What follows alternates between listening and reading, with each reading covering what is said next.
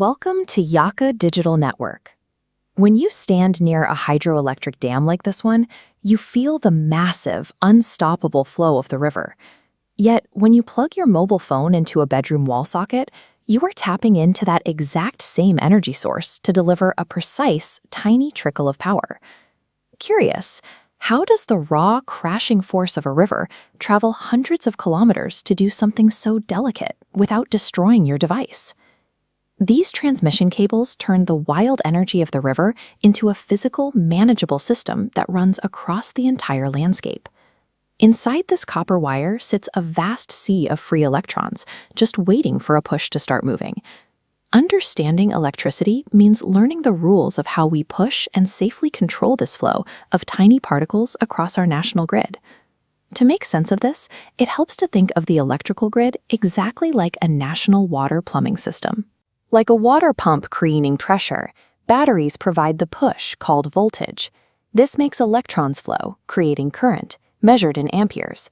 Remember, actual electrons flow negative to positive, but standard scientific convention always draws current flowing from positive to negative.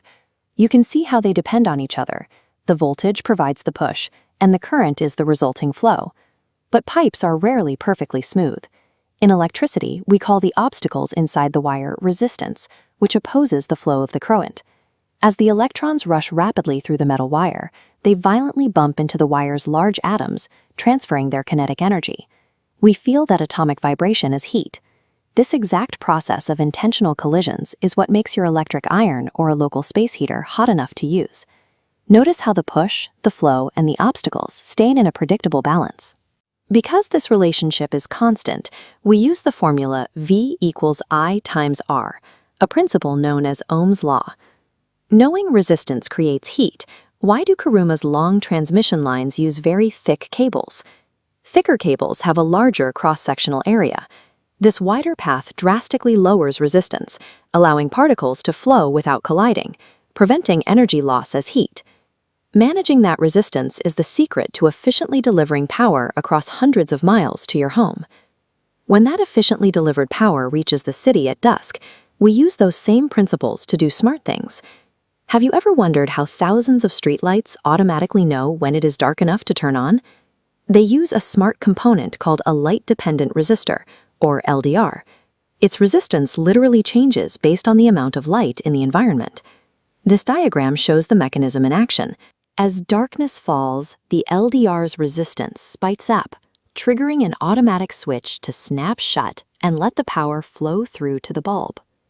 To build smart circuits, engineers must accurately measure the invisible pushes and flows. Voltmeters have very high resistance, so they are always connected in parallel to measure the push. Ammeters have very low resistance, so they connect in series directly to measure the flow. By understanding how to balance voltage, current, and resistance, we safely master the flow of the river to power our modern lives. Thank you for learning with Yaka Digital Network. Be sure to visit our website for more interactive lessons and practical exercises.